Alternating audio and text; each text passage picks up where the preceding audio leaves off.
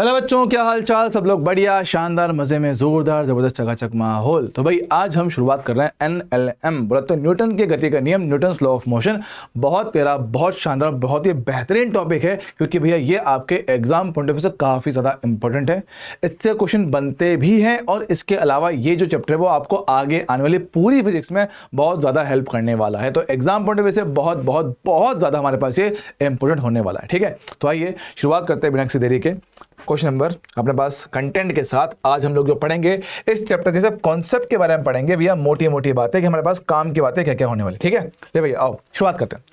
सबसे पहले क्या कहता है, सब बल क्या होता है। बल का सीधा सिंपल मतलब है कि बल मेरे पास बाहर से की गई वह क्रिया है जो वस्तु की गति की अवस्था या उसके वस्तु के आकार आकृति में बदलाव कर सकता है। ध्यान समझेंगे, मेरे पास कि मान लो कोई वस्तु रुका हुआ है, बल लगा के आप उसको चला सकते हो। वस्तु चल रही है, बल लगा के आप उसको रोक सकते हो। वस्तु चल रहा है, बल लगा के आप उसकी रफ्तार को कम ज्यादा कर सकते हो। अच्छा, और उसकी गति की दिशा को चेंज कर सकते हो। अच्छा, तो बात समझ में आती है कि बल वह बाह्य कारक है जो किसी भी वस्तु की गति की अवस्था में परिवर्तन कर सकता है, उसकी आकृति में तोड़ मरोड़ के उसकी आकृति में परिवर्तन कर सकता है या करने का प्रयास करता है, वो होता है बल। बल की एक परिभाषा हमारे पास और भी होता है, क्या बोलते हैं कि दो वस्तुओं के मध्य की जो क्रिया होती है आप उसको क्या बोलते हो, बल कहते हो। दो वस्तुओं के मध्य की जो क्रिया होता है आप उसको क्या कहते हैं, बल कहते हैं। सर ठीक है, अब अगर दी गई दो वस्तुओं से मेरे पास क्या है, दी गई दो वस्तुएं, अगर मेरे पास दो द्रव्यमान होते हैं, अगर दी गई दो वस्तुएं दो द्रव्यमान, भैया दिख रहा है कि नहीं दिख रहा, थोड़ा हल्का दिख रहा ना, ये सही करता हूं उसको, रुक जाओ, लो भैया इसको थोड़ा से करते हैं। दी गई दो वस्तुएं, अगर सब मेरे पास क्या है, ये दी गई दो वस्तुएं दो द्रव्यमान है। दी गई दो वस्तुएं मेरे पास कैसा, दो द्रव्यमान है। दो द्रव्यमान होंगे तो ऐसी अवस्था में जो लगने वाला बल होता है उसको आप लोग क्या बोलते हो, ग्रेविटेशनल फोर्स बोलते हो। ग्रेविटेशनल फोर्स उसको कहा जाता है।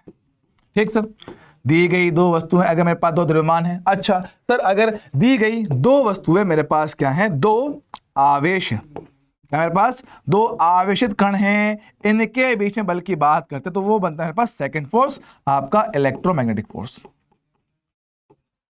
इलेक्ट्रोमैग्नेटिक फोर्स उनको कहा जाता है। इलेक्ट्रोमैग्नेटिक फोर्स उनको कहा जाता है।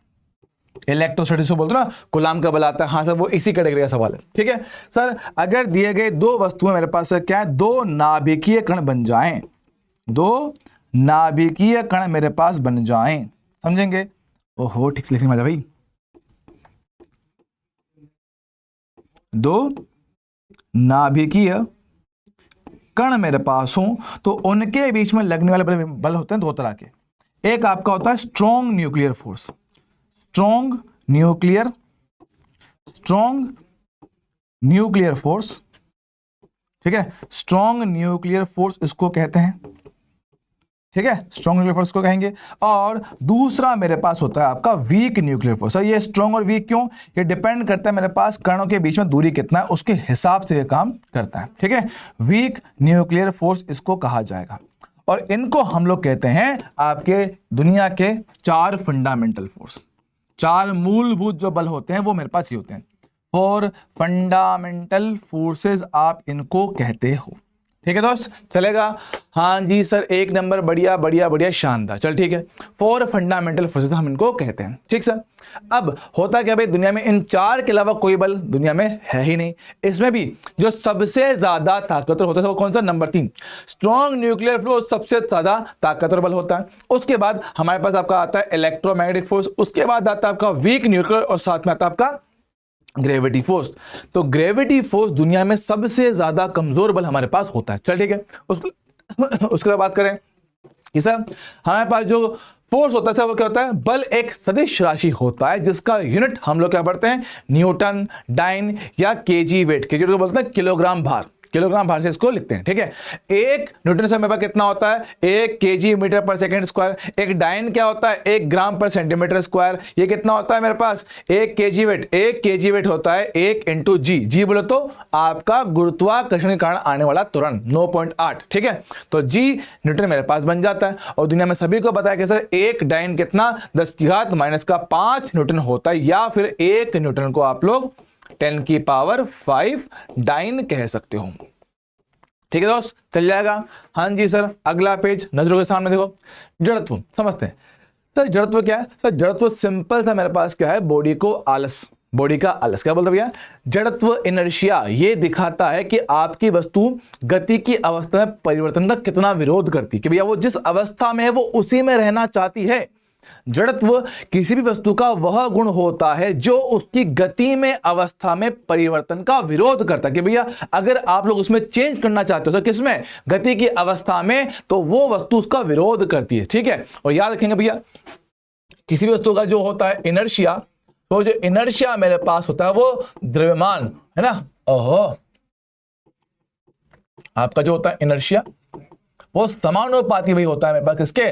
द्रव्यमान के। तो भाई वस्तु का द्रव्यमान जितना ज्यादा होता है उसका जड़त्व उतना ज्यादा होगा, और वो अपनी गति की अवस्था में उतना ज्यादा चेंज मेरे पास करता है। अच्छा सही है सर, हमने क्लास में क्या हुआ है? जेठालाल, क्या पोपटलाल और हाथी भाई। सर जी हाँ, दोनों के द्रव्यमान में बहुत फर्क है, तो अगर आप उनकी गति की अवस्था में चेंज करना चाहोगे तो पोपटलाल में आराम से कर लोगे। सर क्यों? क्योंकि द्रव्यमान कम है, द्रव्यमान कम होगा तो उसका इनर्शिया कम होगा, इनर्शिया कम होगा तो वो विरोध कम करेगा, आसानी से बदलाव हो जाएगा। लेकिन बात करें हाथी भाई की, सर हाथी भाई थोड़ा सा भारी है, इनर्शिया ज्यादा है, तो उसकी गति की अवस्था में परिवर्तन करना मुश्किल है क्योंकि वो विरोध ज्यादा करेगा। ओके सर, अब इनर्शिया हमारे पास होता है तीन तरह के। इनर्शिया ऑफ रेस्ट, कि भैया जब वस्तु अपनी स्थिर अवस्था में परिवर्तन का विरोध करे, स्थिर अवस्था के परिवर्तन का विरोध करता है तो वो होता है इनर्शिया ऑफ रेस्ट। अगर वस्तु किसी समान वेग से चल रही है और आप उसमें बदलाव करना चाहते हो तो अब जो विरोध आएगा उसको कहते हैं इनर्शिया ऑफ यूनिफॉर्म मोशन, एक समान गति का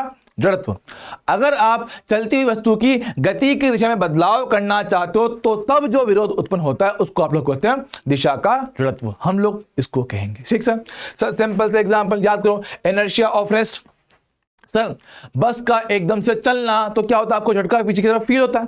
बस का एकदम से चलना आपको पीछे की झटका फील होता है। घोड़े के ऊपर बैठे हो सर, जब घोड़ा दौड़ना शुरू करता है आदमी पीछे की ओर गिर जाता है। सेम काम बाइक में होता है। हाँ सर, आप लोग चद्दर को झाड़ने के लिए जिस कॉन्सेप्ट का इस्तेमाल करते हो वो इनर्शिया ऑफ रेस्ट ही होता है। चद्दर रुका हुआ है, डंडा मारोगे तो आपका चद्दर चल जाएगा पीछे, धूल के कण जड़त्व के कारण रेस्ट में रह जाते हैं और वो नीचे गिर जाते हैं। सर ठीक है sir, inertia of uniform motion, एक समान चाल से चलते हुए में कोई बदलाव करो। सर बस चल रही है कांस्टेंट रफ्तार से, एकदम से ब्रेक मार दो, आप लोग आगे की ओर झुक जाते हो। हाँ सर, घोड़ा दौड़ रहा है, एकदम से रुक जाए, उठ के आगे गिर जाओगे। बाइक चल रही है, ब्रेक मार दो, आगे की ओर झुक जाओगे। सेम कहानी इसकी है। ठीक सर, इनर्शिया ऑफ रेस्ट की सर, चलती हुई गाड़ी जब डायरेक्शन चेंज करता तो आप बाहर की तरफ एक झटके को महसूस करते हो, इनर्शिया ऑफ डायरेक्शन मेरे पास वो होता है। चलेगा क्या? हाँ सर, बढ़िया बढ़िया बढ़िया। अगला बात करें, कोई अगला आ जाओ। मेरे पास क्या है? न्यूटन की गति का पहला नियम। जो न्यूटन की गति का पहला नियम आपका होता है वो जड़त्व के नियम पर ही आधारित होता है ना? रुक जाओ भैया,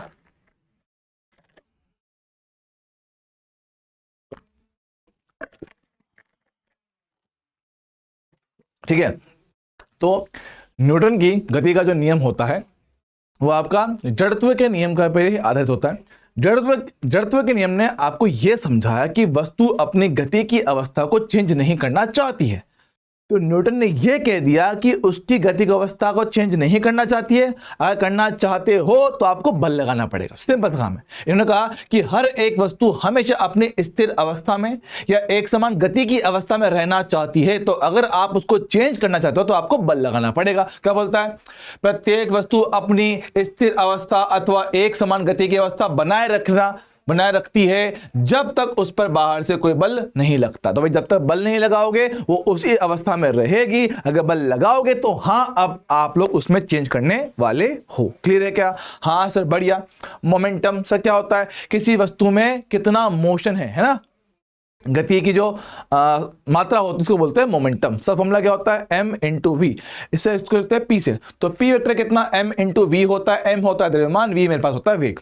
m होता है द्रव्यमान, v होता है इसका वेग। सर ठीक है, ये एक सदिश राशि होता है। सर जी हाँ। सर इसकी दिशा कहां पर होगी? सर इसकी दिशा होगी v के साथ। मेरे पास को सर p वेक्टर क्या है? समानुपाती है v वेक्टर के। तो जो दिशा v का होगा वही मेरे पास p का होगा, जो दिशा v का होगा वही मेरे पास किसका? p का भी होगा। अच्छा, सब बात करें भाई इसकी यूनिट। इसकी यूनिट की बात करता हूं, देखो भैया द्रव्यमान किस में आएगा सर, किलोग्राम में आएगा। वेग किस में आएगा, मीटर पर सेकंड में आएगा सर। ठीक है, तो किलोग्राम के पावर 1, यस सर। मीटर के पावर 1, यस सर। टाइम ऊपर जाएगा, पावर -1, तुम्हारे पास क्या है, ये पी का विमीय सूत्र मेरे पास बन जाएगा। तो बहुत बढ़िया, शानदार, बेहतरीन, 1 नंबर सर। ठीक है, बात करता हूं सर, हम कहते हैं कुछ टिपिकल एग्जांपल जो अपन कई बार क्लास में देखते हैं। ठीक है, मान लो कोई वस्तु, कोई बॉल आया, टकरा के रुक गया।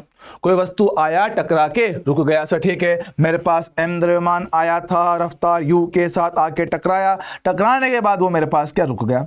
रुक जाएगा तो इसके संवेग का परिवर्तन से पहले m था, पहले कितना m × u था, बाद में रुक गया। तो संवेग का परिवर्तन अगर आपसे पूछेगा तो क्या लिखोगे सर, m × u। सिर्फ वैल्यू की बात कर रहा हूं। ठीक है, अगर वस्तु आया, रफ्तार u के साथ टकराया, टकरा के वापस चला गया सर। ठीक है, तो अगर टकरा के सेम रफ्तार से वापस चला जाता है तो संवेग का परिवर्तन भाई कितना, 2mv मेरे पास आता है। ये क्लास में की हुई चीजें हैं। ठीक सर, चलेगा। हाँ जी, हाँ भैया मैं समझ रहा हूँ कि कलर थोड़ा सा अजीब है आज, है ना, तो शायद ठीक से प्रॉपरली जितना अच्छे से दिखना चाहिए उतना अच्छे से दिख नहीं पा रहा है, लेकिन इतना भी बुरा नहीं कि भैया हाँ पढ़ नहीं पाओ, तो चीज़ें आराम से दिख पा रही हैं। ठीक है, अगले बार से कलर थोड़े अच्छे यूज़ करूंगा ताकि आपको क्लियरली दिख पाए। ठीक है, बात करते हैं सर। ठीक है, 2mu हो गया। अगर आपकी वस्तु किसी कोण पे आके टकरा के, मान लो पास वस्तु आया, रफ्तार u के साथ, इसके साथ कितना, थीटा कोण पे टकराया और इसी कोण से वापस भी चला गया समान रफ्तार के साथ, तो ऐसी अवस्था में संवेग का परिवर्तन हमने जो क्लास में बताया हुआ सब वो कितना होता है, 2mu cos थीटा। डायरेक्टली इसको याद रखना, काफी ज्यादा काम आपको इसका देखने को मिलता है। ठीक है, अगला न्यूटन की गति का दूसरा नियम। भैया हमने कहा कि किसी वस्तु की गति की अवस्था में परिवर्तन के लिए हमें बल लगाना पड़ता है। प्रथम नियम ने यही कहा कि भैया अगर आप वस्तु की गति की अवस्था में बदलाव करना चाहते हो तो आपको बल लगाना पड़ेगा। अब बल कितना लगाना पड़ेगा वो दिखाता है दूसरा नियम। बल कितना लगाना पड़ेगा वो दिखाता है दूसरा नियम। वो बोलता है कि बल जो होता है वो होता है संवेग में परिवर्तन के दर के बराबर। अच्छा, क्या बोलता है कि जो बल है, बल का जो परिमाण बोलता है वो बोले बल जो बोलता है, दूसरा नियम क्या बोलता है, संवेग में परिवर्तन की दर। संवेग में परिवर्तन की दर को हम लोग बल कहते हैं। ठीक सर। अच्छा, अब सर बात समझिएगा, दर का मतलब क्या होता है, समय। समय, समय के साथ कितना चेंज मेरे पास आ रहा है। और जब कभी समय की बात करते हुए दो चीजें होती है, एक होता है औसत मान, एक होता है तात्क्षणिक मान। अच्छा, तो औसत मान अगर पूछता है तो औसत बल डेल्टा पी बटा डेल्टा टी। तो डेल्टा पी बोले तो संवेग में परिवर्तन सदिश राशि है तो P2 - P1 upon T2 - T1। अच्छा, अगर आपसे पूछे तात्क्षणिक मान की अभी इस वक्त कितना है तो F इंस्टेंटेनियस dP बटा dt होगा। सर जी हाँ, चलेगा, डन है। तो भैया मेरे पास क्या है, आपका मेन सूत्र तो ये होता है दूसरे नियम का। ठीक, लेकिन इसके स्पेशल केस हमारे लिए ज्यादा काम पड़ते हैं। तो अगर मैं बात करूं सर इसकी P की, सर P कितना होता है m × v, तो P का मान आपने सर कितना m × v रख के आप उसका करते हो क्या, अवकलन। सर ऐसा करेंगे अवकलन तो मेरे पास क्या है वो ऐसे पूरा खुल जाता है। हाँ सर, तो मेन नियम तो मेरे पास यही वाला होता है। अब इसके स्पेशल केस की अगर मेरे पास m का मान कांस्टेंट हो, अगर मेरे पास m क्या है, कांस्टेंट है, तो m का परिवर्तन dm कितना, 0 आएगा। 0 से किसी को भी गुणा करो भाई कितना, 0 बनता है, तो f कितना dv बटा dt बनेगा। और dv बटा dt को हम लोग कहते हैं a, बोले तो त्वरण। तो f कितना हो गया m × a, जिसको आप लोगों ने दुनिया में रटा हुआ है। तो न्यूटन की गति का दूसरा नियम ये नहीं है, ये है, ये बस इसका स्पेशल केस है। ठीक सर। सेम तरीके से अगर इस फॉर्मूला में वेग नियत हो जाए तो v होगा कांस्टेंट, dv कितना होता है, वेग में परिवर्तन 0 हो जाएगा, 0 से गुणा किया तो फिर 0, खाली ये बचेगा, तो v dm बटा dt। ये भैया कहां पे आता है, रॉकेट प्रोपल्शन की जो रॉकेट होता है उसको उठाने में ये वाले बल काम आते हैं। इनको हम लोग बोलते हैं थ्रस्ट फोर्स। क्या बोलते हैं इनको, थ्रस्ट फोर्स कहा जाता है। ठीक सर, चलेगा। अच्छा, बात करें F बराबर कितना, d/dt। अगर मेरे पास क्वेश्चन है किसका, ग्राफ का क्वेश्चन है, तो हमें पता होना चाहिए कि अवकलन जो है वो दर्शाता है स्लोप को। तो क्या बोलता है कि ग्राफ में अगर पूछे तो F बराबर dp बटा dt होता है। तो ध्यान देंगे PT ग्राफ का जो स्लोप होता है वो आपको क्या, बल निकाल कर देगा। पीटी ग्राफ का जो स्लोप होता है वो आपको बल निकाल कर देगा। अच्छा, और उसके अलावा अगर मैं इसको यहां ले जाऊं, समाकलन करूं, तो क्या बनेगा, डेल्टा पी बराबर एफ डी टी का इंटीग्रेशन। तो यहां से चीज समझ में आती है कि इंटीग्रेशन ग्राफ का एरिया दर्शाता है। तो एफ टी ग्राफ का एरिया आपको संवेग में परिवर्तन लाके देगा, संवेग में परिवर्तन लाके देगा। और इस चीज को शॉर्ट में लिख लो कि पी दे रखा हो टी के पदों में, बल निकालना हो, सजी हाँ तात्क्षणिक मान, ठीक है। पी दे रखा हो, एफ निकालना हो, करेंगे अवकलन। एफ दे रखा हो, पी निकालना हो, करेंगे इंटीग्रेशन, बोलो तो समाकलन। चाहो तो शॉर्टकट में फॉर्मूला एफ बराबर कितना, dp बटा dt, और यहां से डेल्टा पी बराबर इंटीग्रेशन एफ डी टी। ठीक है दोस्त, चलेगा? हाँ जी सर, बढ़िया बढ़िया, एक नंबर, बेहतरीन। आगे बात करते हैं, अगला पार्ट क्या कहता है सर, न्यूटन की गति का तीसरा नियम। न्यूटन की गति का तीसरा नियम, ये दुनिया में सभी को पता है सर, क्या, एक्शन रिएक्शन लो, कि हर एक क्रिया का समान परिमाण और विपरीत दिशा में एक प्रतिक्रिया होती है। मतलब कि जब कभी एक वस्तु दूसरे बल लगाती है, फॉर ए सिंपल एग्जांपल, कि मान लो मेरे पास क्या है, कोई वस्तु है, तो ये रहा वस्तु ए, दूसरा वस्तु बी। हम कहते हैं कि अगर ए ने बी पे कोई बल लगाया है तो गारंटी है, पक्की बात है कि बी भी ए पर उतना ही बल लगाएगी, लेकिन विपरीत दिशा में। तो दोनों बल क्या होते हैं, समान परिमाण के होते हैं, समान दिशा, समान परिमाण के होते हैं और विपरीत दिशा में होते हैं। इनको बोलते हैं एक्शन रिएक्शन फोर्सेस। ठीक है, अब इनसे जुड़ी कुछ खास बातें मेरे पास होती है कि भैया एक्शन रिएक्शन लो तो है, पर कब, खास बातें कि sir A R force, A R बोले तो एक्शन रिएक्शन, ठीक है, एक्शन रिएक्शन फोर्स परिमाण में समान होते हैं, परिमाण में समान होते हैं, दोनों का परिमाण क्या होता है, सेम होता है। अच्छा, ए आर फोर्सेस जो आपके एक्शन रिएक्शन फोर्स होते हैं, दिशा में विपरीत होते हैं, दिशा में विपरीत होते हैं।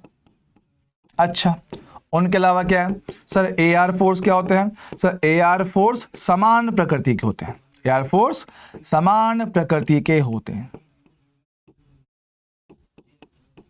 समान प्रकृति के होते हैं। सब बोले तो समान प्रकृति बोले तो सर भाई या तो ग्रेविटेशन फोर्स होंगे दोनों ही, या दोनों इलेक्ट्रोमैग्नेटिक फोर्स होंगे, या दोनों ही मेरे पास कौन से नाभिकीय बल होंगे, स्ट्रॉन्ग न्यूक्लियर या वीक न्यूक्लियर। ठीक है, तो मेरे पास क्या, उनकी प्रकृति से होना चाहिए। ऊपर से ए आर बल जो होते हैं दो अलग अलग वस्तुओं पर लगते हैं, दो अलग अलग वस्तुओं पे लगते हैं, तो अलग अलग वस्तुओं पे लगते हैं। ये बात अपने को एकदम एकदम एकदम क्लियर होना चाहिए। ठीक है, तो दो अलग अलग वस्तु पे बल ये लगते हैं। देखो, एक बल बी पर है, एक बल ए पर, तो भाई ये एक्शन रिएक्शन के बारे में खास बात है जो आपको याद रखना पड़ेगा।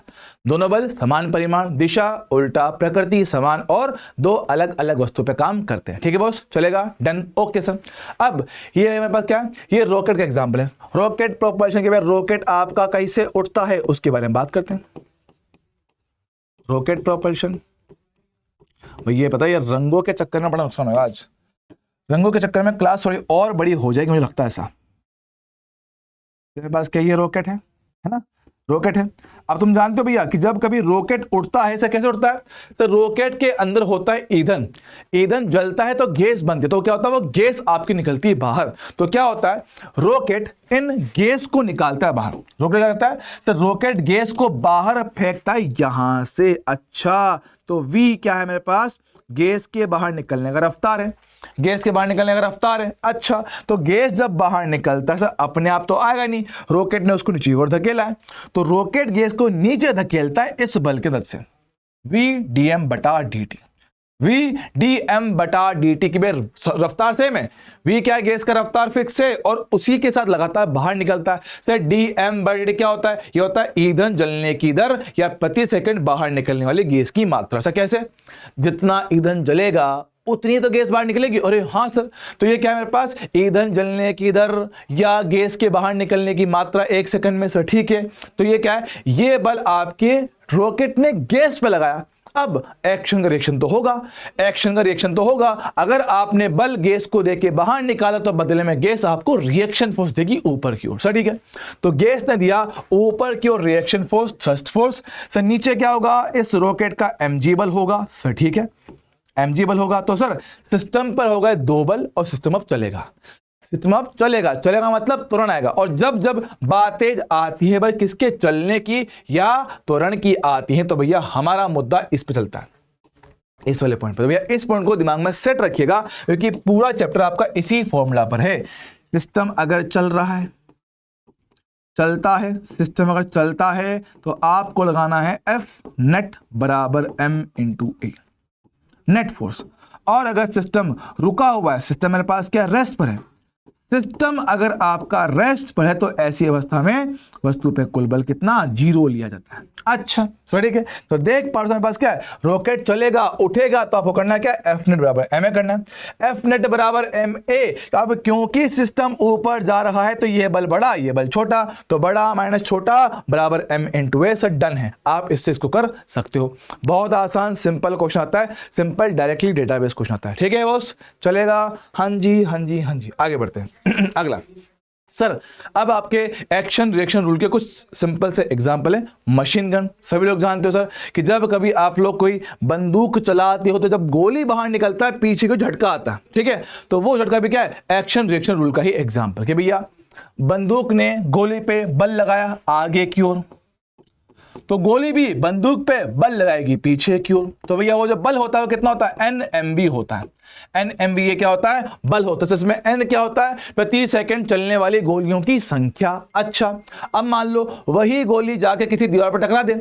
अगर गोली जाके दीवार पर टकरा के रुक गई है, गोली दीवार पर जाके टकरा के रुक गया है, तो ऐसी अवस्था में जो बल लिखते हैं वो कितना, NMB लिखा जाता है। और अगर गोली टकरा के वापस चली जाए समान वेग के साथ, गोली टकरा के वापस ले समान वेग के साथ, तो आपका जो बल है वो डबल कितना, 2 NMB हो जाता है। सर इसमें N क्या है, प्रति सेकंड चलने वाली गोलियों की संख्या, M क्या है, गोली का द्रव्यमान, V क्या है, उसका वेग। सर काम खत्म, बढ़िया, ओके सर। सेम काम भी किसका होता है, वाटर जेट का। कि मान लो पास क्या है, पानी की पुचकारी है। हाँ सर, पानी जब बाहर निकलता है किसी फोर्स के साथ बाहर निकलता है, धक्का लेके आता है, एक पावर लेके आता है सर। जी हाँ, तो क्या होता है जब पानी किसी पाइप से बाहर निकलता है तो उस पर क्या बल आता है। तो होता क्या कि भैया पाइप से पानी बाहर आया सर, जी हाँ पानी बाहर आया, तो इस पर क्या होता है भैया, बल बनता है। तो जितना बल पाइप ने पानी पे लगाया उतना बल पानी भी पाइप पे लगाता है पीछे की ओर। इसलिए जब कभी पाइप से बहुत तेज रफ्तार से पानी बाहर निकलता है तो वो ऐसे सांप बन जाता है। हाँ सर, तो बल उनके बीच में आता है। तो उसका फॉर्मूला क्या होगा सर, उस बल का फॉर्मूला मेरे पास होता है कहां, हीरा, F बराबर कितना, V dm बटा dt। V dm बटा dt इसको हम लोग कहते हैं। सर ठीक है, चलेगा। सर V क्या है, पानी का वेग, dm बटा dt। भाई ये क्या चीज है, मैं कहता हूं यहां पे जो dm बटा dt है इसको बोलते हैं द्रव्यमान प्रवाह की दर। द्रव्यमान प्रवाह की दर कि प्रति सेकंड कितना द्रव्यमान बाहर निकल जा रहा है। कि भैया किलोग्राम प्रति सेकंड, प्रति सेकंड कितना द्रव्यमान बाहर निकल जा रहा है। अच्छा सर, आप m को डेंसिटी इंटू वॉल्यूम भी लिख सकते हो। तो यहां पे एक टर्म मेरे पास और भी क्या, dv बटा dt। क्या बोलते हैं इसको, ये जो है dv बटा dt इसको बोलते हैं आयतन प्रवाह की दर। आयतन प्रवाह की दर कि भाई प्रति सेकंड कितना आयतन आपका बाहर निकल जा रहा है। इसका एग्जांपल या तो कह सकते हो मीटर क्यूब पर सेकंड में आ सकता है या फिर लीटर पर सेकंड में आ सकता है। तो आपको ऐसे ऐसे डेटा देखने को मिल सकता है। ठीक है बॉस, तो मेरे पास क्या है, basic formula sir V dm बटा dt। तो वही कहानी जैसे इसकी थी, पानी मान लो किसी जाके दीवार पर टकराया और टकरा के रुक गया। अगर पानी दीवार पर गया टकरा के रुक गया तो ऐसी अवस्था में बल कितना, V dm बटा dt होता है। और अगर टकरा के समान वेग से वापस आ जाए तो वही बल डबल हो जाता है। अब इसके सर बहुत सारे अलग अलग फॉर्मेट मेरे पास बन जाते हैं। जैसे समझो, m को लिख दो डेंसिटी इंटू वॉल्यूम, तो डेंसिटी बाहर, वेग तो पहले ही बाहर था, और dv बटा dt बच जाएगा। ये जो है dv बटा dt, इसका मान कितना होता है, एरिया इंटू वेग। dv बटा dt से बन जाता है एरिया इंटू वेग। सर a क्या है, a मेरे पास पाइप का एरिया, a मेरे पास क्या है, पाइप का एरिया, पाइप का एरिया जहां से पानी बाहर आता है। सर ठीक है, तो स्मॉल a क्या है, पाइप का एरिया, तो dv बटा dt आयतन प्रवाह दर कितना, a इंटू वी मेरे पास हो जाता है। ठीक है, एक मिनट बच्चों, एक मिनट रुकना। हाँ ठीक है, समझो बात करते हैं, तुम्हारे पास ये चीज क्लियर है? हाँ सर एकदम चलेगा। तुम्हारे पास क्या, अगर आपका पानी टकरा के वापस आ जाए तो जो आपका बल था रो ए वी स्क्वायर वही मेरे पास यहाँ पे क्या डबल हो जाता है। ठीक है, अगर टकरा के वापस आ जाए तो बस सिंपल डबल कर दो, कुछ मत करना। टकरा के रुक गया रो ए वी स्क्वायर, वापस आ गया डबल कर दे। सर टकरा गया था एन एम वी, वापस आ गया डबल कर दे। सर ठीक है चलेगा, हाँ जी सर बहुत बढ़िया। अगला मेरे पास क्या है आपका आवेग संवेग प्रमेय। ठीक है, आवेग संवेग प्रमेय समझेंगे सर। आवेग चीज क्या होता है भाई? आवेग मेरे पास उसको कहते हैं वो वाले बल जिनका परिमाण बहुत ज्यादा होता है लेकिन बहुत कम समय के लिए वो आते हैं। सर जैसे कि मम्मी का चाटा, कि सर बहुत कम समय के लिए संपर्क होता है लेकिन बल की मात्रा बहुत ज्यादा होता है, उनको आप लोग बोलते हैं आवेगी बल।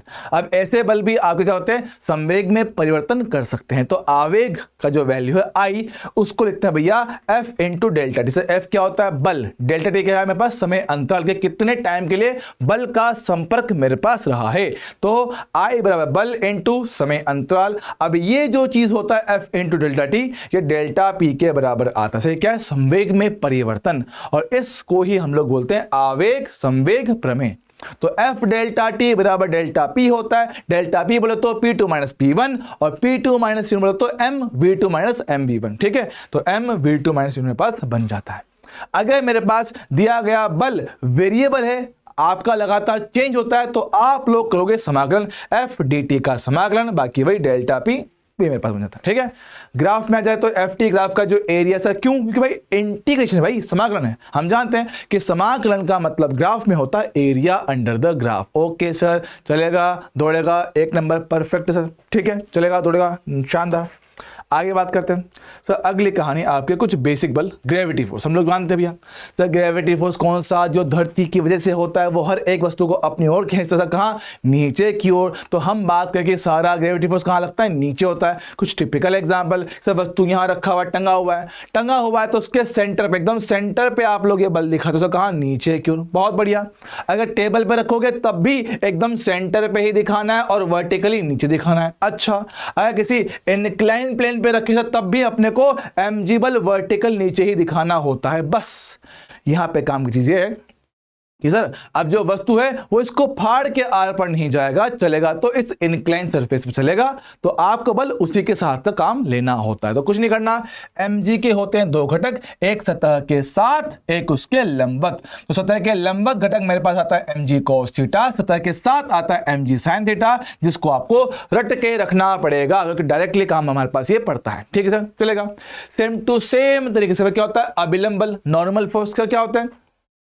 ऐसे बल जो सतह के लंबवत लगते हैं, ऐसे बल जो सतह के लंबवत लगते हैं। हाँ, ये एक क्या होता है? संपर्क बल होता है। क्या होता है? ये एक संपर्क बल होता है कि भैया संपर्क होगा तभी ये मेरे पास आता है।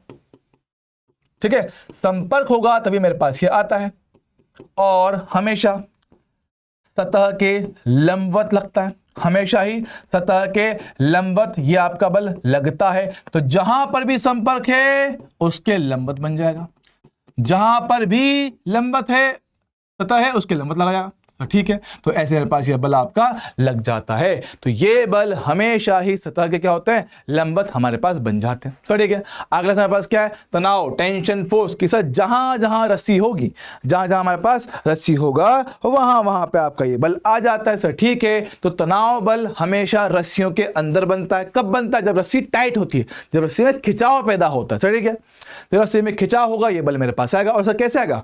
हमेशा हमेशा वस्तु से दूर अंदर की ओर, हमेशा वस्तु से दूर अंदर की ओर। अंदर मतलब रस्सी के लिए, है ना? रस्सी के अंदर, रस्सी के लिए अंदर की ओर। ठीक है सर, कैसे कैसे कैसे दिखाता हूं, समझ। मेरे पास एक रस्सी से वस्तु को टांग दिया तो रस्सी खींचेगा, खींचेगा तो इस वस्तु से दूर, उस वस्तु से दूर, और हमेशा कहां है? रस्सी के लिए अंदर ही आएगा। और पूरी रस्सी पे क्या होता है? सेम चलता है। तो हमारे पास यहाँ पे एक रस्सी को आपने बांध दिया है और उसे घुमा रहे हो, सब घुमाओगे तो फिर से वस्तु से दूर, वस्तु से दूर। यस सर, दोनों तरफ बल आएगा। सर कितना टी हो गया? Tension T. सेम तरीके से आपने एक रखा है ऐसे सिस्टम, एक वस्तु दूसरा वस्तु से, जी हाँ दोनों रस्सी से बंधे हुए हैं, तो फिर से आपका टेंशन वस्तु से दूर, इससे भी दूर, इससे भी दूर, तुमसे भी दूर, तुमसे भी दूर, तो क्या टेंशन में पट्टी आएगा। अच्छा, इसमें खास बात याद रखेंगे, है ना, द्रव्यमानहीन डोरी के लिए, द्रव्यमानहीन रस्सी के लिए या डोरी के लिए, रस्सी में टेंशन सेम रहता है, टेंशन सभी जगह सेम रहता है, टेंशन सभी जगह सेम रहता है, टेंशन सभी जगह सेम रहता है कि भाई पूरी लंबाई में कहीं पर भी निकालो वैल्यू उसका सेम ही चलेगा, पूरी की पूरी लंबाई पे आपका टेंशन क्या है, हमेशा सेम ही चलता रहेगा। ओके सर, बहुत बढ़िया, शानदार। आगे बात करता हूं। अब देखो कनेक्टेड बॉडी के कुछ सिंपल टिपिकल से एग्जांपल जो आपने क्लास में कई बार देखे होंगे, बहुत आसान, बहुत सिंपल, आराम से कर सकते हो। समझो कि हमारे पास क्या है, कि हमारे पास क्या है, 2 या 3 वस्तुएं आपस में संपर्क में, ठीक है, 1 2 3 संपर्क में है, और इन पे भाई बल लग रहा है एक तरफ, तो एक तरफ बल लग रहा है, तो ये कंफर्म के सारे चलेंगे एक साथ, साथ चलेंगी तो इनका त्वरण सबका सेम आएगा। सर त्वरण कैसे निकालेंगे, सर कुल बल, तो त्वरण मेरे पास होगा टोटल बल बटा टोटल एम, तो भैया ए का फॉर्मूला सर क्या आएगा, टोटल एफ बटा टोटल एम। तो भाई कितना बल है सर, ए की तो एफ की गति करवाएगा, गति करवाने वाला बल है ना, याद रखना गति करवाने वाले बल को ही देखना होता है, ठीक है। तो एफ ने गति करवाया किसको, तीनों को, तो एफ बटा टोटल द्रव्यमान m1 m2 m3। अच्छा, सवाल यहां से 2 तरह के पूछ सकता है। पहला सवाल कि भैया m1 पे कुल कितना बल है, सर अकेला है, टोटल की बात कर रहा है, टोटल फोर्स के लिए इसका इस्तेमाल करें, टोटल के लिए तो F बराबर ma का इस्तेमाल कर सकता हूं, तो ठीक है, तो F नेट किस पे, m1 पे, तो m1 into A, sir a का मान बोला, ओ हो, तो ये क्या है, m1 इंटू ए है, यस सर। 2 की बात करें भाई, 2 के लिए टोटल फोर्स कितना पास आएगा, m2 इंटू आएगा, सर 3 के लिए कितना, m3 इंटू आएगा। तो भी ध्यान रखना, हमने बस a का वैल्यू यहां पे रखा गया, बाकी बहुत आसान है, टोटल फोर्स तो ऐसे मिल जाएगा, टोटल फोर्स तो ऐसे ही मिल जाएगा। सवाल नंबर 2 होता है कि भैया इनके बीच में जो संपर्क होगा, भाई यहां पे संपर्क का संपर्क बल नॉर्मल रिएक्शन, इनके बीच में संपर्क है तो यहां पर भी आपका अभिलंब बल आएगा, हमें उनके बारे में बात करना है। अच्छा, अब जानना सर अभिलंब बल हमेशा धक्का देता है, अभिलंब बल हमेशा धक्का देता है सर, ठीक है भैया, चाहो तो लिख लेना यहां पे, अभिलंब बल क्या होता है, धक्का देता है, धक्का देता है कि भाई बग यहां से है ना, धक्का देगा सर, ठीक है। तो बात को जरा समझते किसे, देखो कि सर m1 m2 के बीच में बल आएगा, तो भैया ठीक है, तो m1 m2 को धक्का देगा और m2 m1 को धक्का देगा सर, ठीक है। तो m1 ने धक्का दिया इसको इस तरफ n1, और इसने इसको धक्का दिया भाई इस तरफ, यस सर चलेगा। तो ध्यान दीजिएगा, क्या n1 इस पूरे को चलाएगा, यस सर। देखो n1 है ना, जब कभी आपके पास ऐसे बल आए, धक्का देते हुए बल निकालने का कैसे, बीच में लाइन खींचो, बीच में लाइन खींच दिया, हाँ सर। और किसी भी एक तरफ की बात कर लो, सर मैं बात कर रहा हूं इन दोनों की, तो मैंने इन दोनों का बात कैसे, कितना पास आएगा, m2 plus m3, yes sir. इनको दिया गया धक्का n1 के द्वारा, चलेगा, यस सर। तो F बराबर ma लगा दो, तो n1 m m, तुरंत तो निकाल चुके हो सब, बहुत बढ़िया, शानदार। तो भैया आपने क्या किया, जहां पे अभिलंब बल निकालना है लाइन खींचा, एक तरफ डायग्राम बनाया, सॉल्व किया, F बराबर m इंटू ए, काम खत्म। तो F कितना, n1 m इंटू ए, डन। सर अगर ऐसे ही मुझसे यहां के लिए पूछेगा तो सर कुछ नहीं, इधर का डायग्राम देख ले, सर कितना, m3 को चलाएगा तो n2 बराबर m3 इंटू ए आप लोग निकाल चुके हो, बहुत बढ़िया।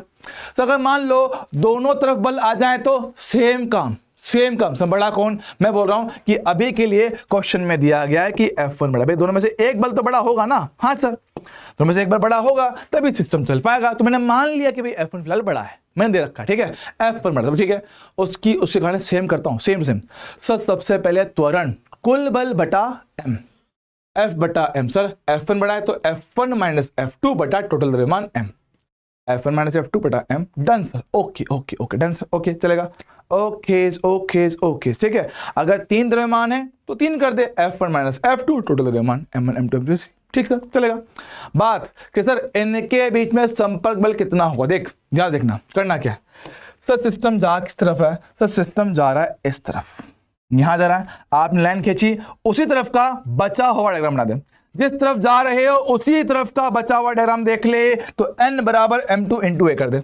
इनके बीच का संपर्क बल n होगा, इसको चलाएगा तो n बराबर m2 इंटू ए। अच्छा, m2 इंटू ए, पर सर ये F2 मेरे को रोक रहा है तो तू इसको भी साथ में ले ले।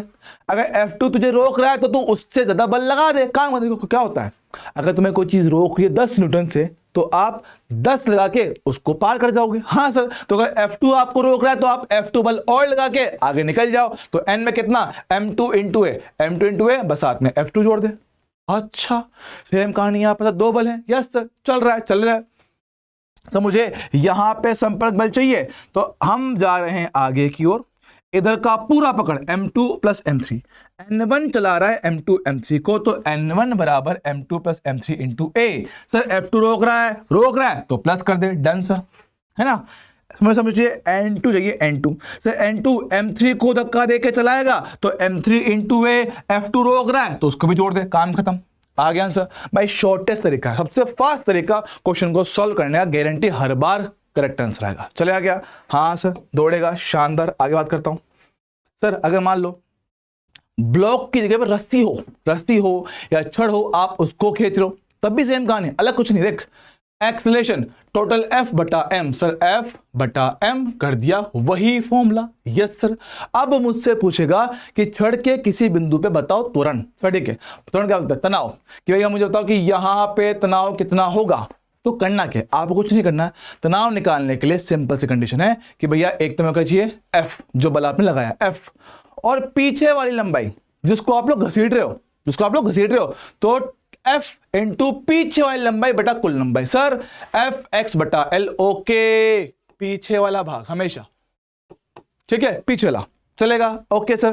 तो अगर दोनों तरफ बल हो तब भी कोई दिक्कत नहीं है, दोनों तरफ है ना। देख ले, नेट फोर्स बड़ा माइनस छोटा बटा m, ओके सर, बड़ा माइनस छोटा बटा m।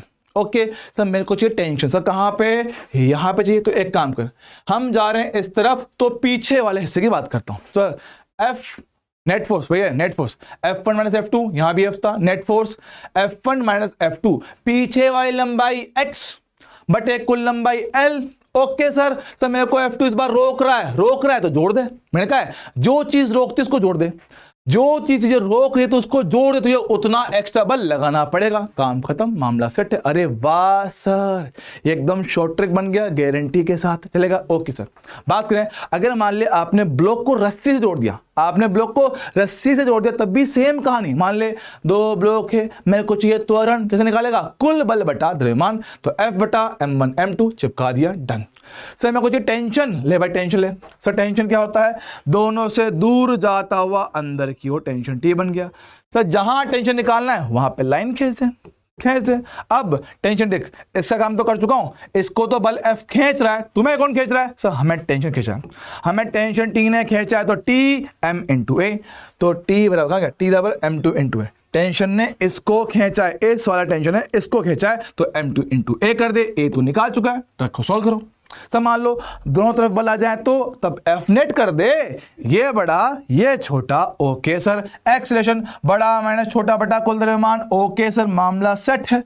सर पूछा गया टेंशन दोनों वस्तुओं से दूर जाता हुआ, बीच में लाइन खींच दे। ओके, मेरे को चाहिए टेंशन टी इसको खींच रहा है क्या, यस सर, टेंशन इसको खींच रहा है क्योंकि सिस्टम जा रहा है आगे, पीछे को पकड़ ले, टेंशन टी ने इसको खींचने दो। टी बराबर कितना, m2 इंटू ए, T बराबर m2 इंटू है। लेकिन सर ये F2 मेरे को रोक रहा है, उल्टी दिशा में रोक रहा है, तो उसको तू जोड़ दे, काम खत्म। अरे हाँ सर, सेम कहानी यहां पर है। देख ले भाई, F1 माइनस F2 बटा कुल द्रव्यमान, त्वरण हो गया।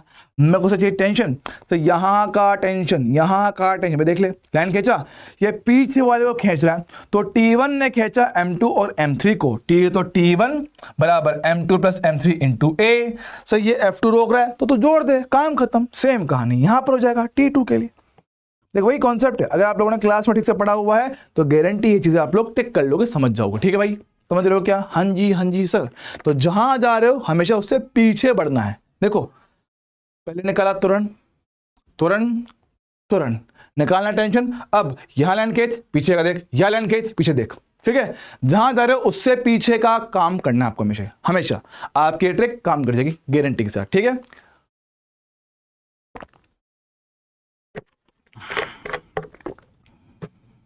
डन भाई, सही गया। आगे बढ़ते हैं सर।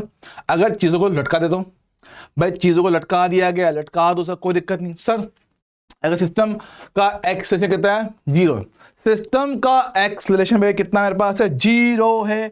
ये द्रव्यमान है m1, ये द्रव्यमान है m2। सर अगर सिस्टम नहीं चल रहा है, एक्सेलेरेशन 0 है, रेस्ट पर है या उसका वेग नियत है, दोनों की बात कर रहा हूं। तो मेरे पास क्या है सर, टेंशन क्यों आएगा, नीचे वाले वजन को झेल रहा है, नीचे वाले वेट को झेल रहा है सर, ठीक है। तो T2 ने झेला सिर्फ m2 को, तो T2 कितना हो गया, m2 इंटू जी। T1 ने झेला इन दोनों को, तो वे कितना है मेरे पास है, m1 प्लस m2 इंटू जी। बहुत बढ़िया। तो मुझे नीचे वाले पूरे की बात करना है, नीचे वाले पूरे की बात करना है सर, ठीक है। मान ले अगर ये पूरा सिस्टम ऊपर की ओर चला जाए किसी त्वरण a के साथ, अगर सिस्टम जा रहा है पूरा का पूरा ऊपर त्वरण a के साथ, तो कुछ नहीं करना है, बस g की जगह पर g इफेक्टिव लेना, g प्लस a, g की जगह पर g effective g plus a लेना और सेम काम कर देना। देखो सर T2 क्या है, T2 झेल रहा है उसके नीचे वाले m2 को, तो m2 इंटू जी इफेक्टिव, तो m2 इंटू जी इफेक्टिव, सो जी कितना, g plus a। Sir T1 झेल रहा है नीचे के दो को, तो m1 प्लस m2 इंटू जी इफेक्टिव कितना, g प्लस a। अच्छा, अगर सिस्टम का एक्सेलेरेशन का नीचे है तो कुछ नहीं करना, g इफेक्टिव कितना, g माइनस a, और वही सेम काम मेरे पास हो जाएगा। बहुत बढ़िया, चलेगा, डन सर। मान लो ऐसे ब्लॉक की जगह पे एक रस्सी को टांग दिया, जिसका कुल द्रव्यमान m है, लंबाई कितना l है। सर पूछेगा क्या कि यहां पे टेंशन बताओ, सर ठीक है, टेंशन बताओ। सर कैसे निकालोगे सर, टेंशन टोटल फोर्स कितना मेरे पास, mg। रुको करता हूं,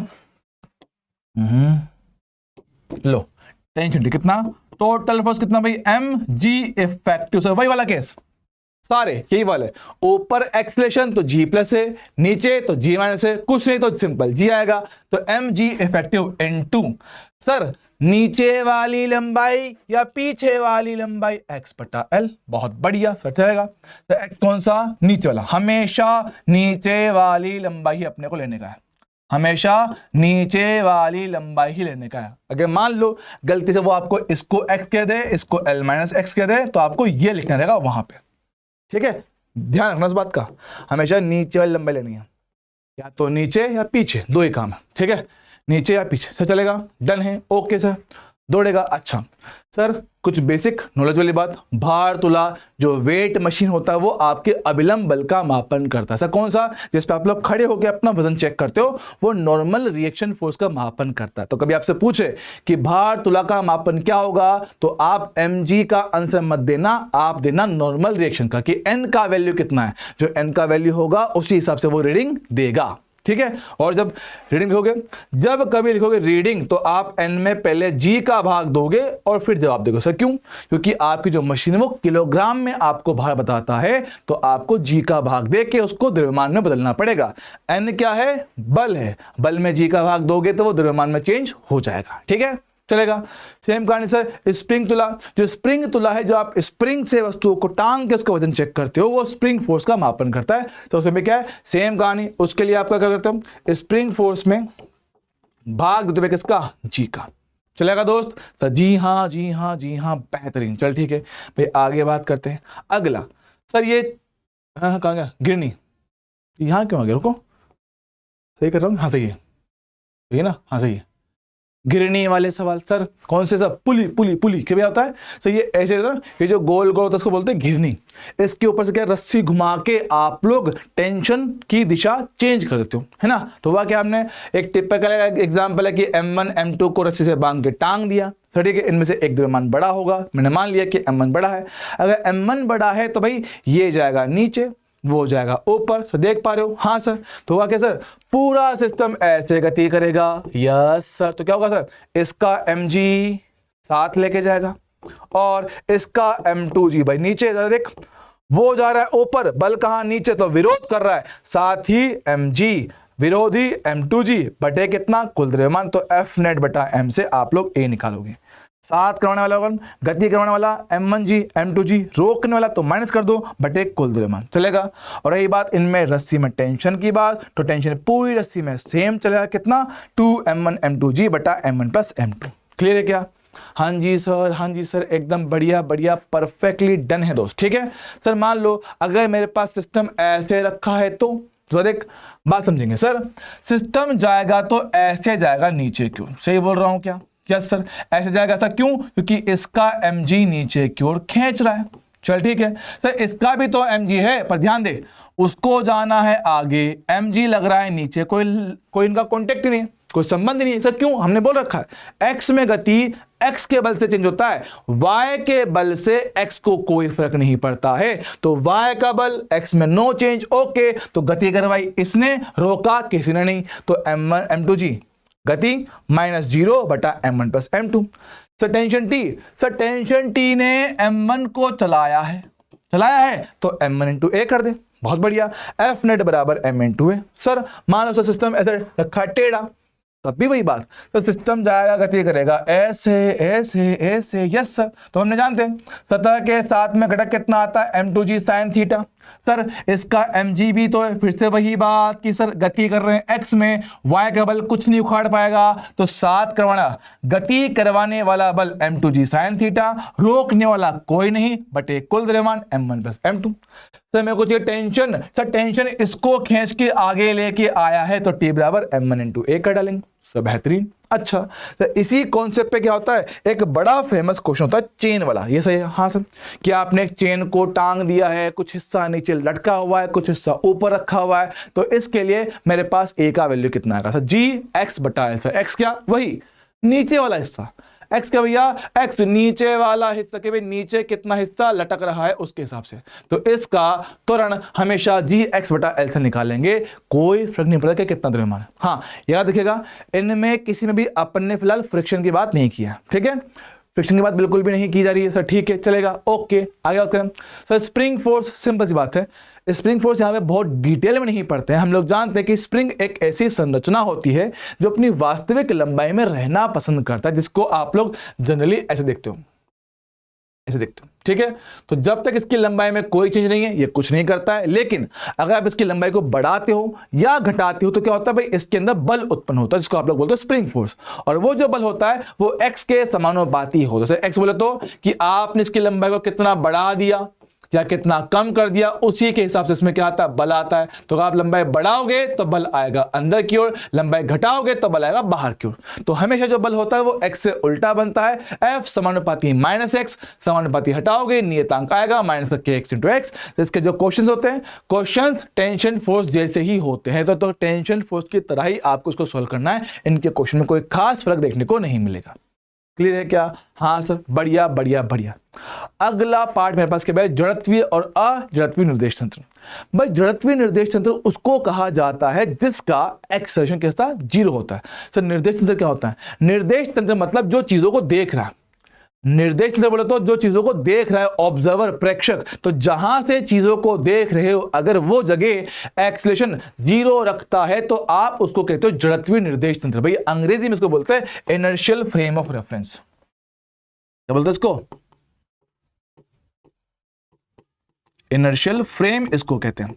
लेकिन मान लो कि आप जहां से चीजों को देख रहे हो उसके पास खुद के पास त्वरण है, त्वरण कितना 0 नहीं है, तो आप इनको कहोगे नॉन इनर्शियल फ्रेम। क्या कहते हैं इनको? नॉन इनर्शियल फ्रेम इनको कहते हैं, अजड़त्वीय निर्देश तंत्र इनको कहा जाता है। और जब कभी आप लोग ऐसे जगह से चीजों को देख रहे हो जहां पे त्वरण 0 नहीं है, आप वहां पे क्या लगाते हो, एक सूडो फोर्स लगाते हो, छदम बल लगाते हो। क्या बोलते हैं? सूडो फोर्स लगाया जाता है, छदम बल लगा देते हैं सर, ठीक है। और वो जो छदम फोर्स होता है कितना, F बराबर m इंटू ए होता है। लेकिन कंफ्यूज होता ना, एफ नेट बराबर एम ए और एफ बराबर एम ए, ये दोनों चीजें अलग हैं। वो एफ नेट बराबर एम ए गति के नियम के आधार पर लिखते हैं, दिखने में ये भले ही एक जैसे लेकिन मतलब बहुत अलग है। यहाँ पे एफ क्या है, सूडो फोर्स है, सदिश राशि है।